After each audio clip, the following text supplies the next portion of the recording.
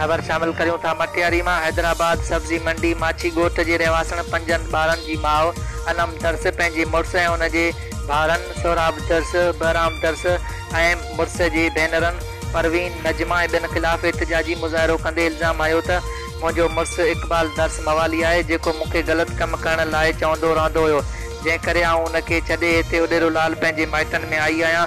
हाणे वरी मुंहिंजे मुड़ुस जी भेण परवीन अची धमकी ॾेई वई आहे त असां तोखे न छॾींदासीं।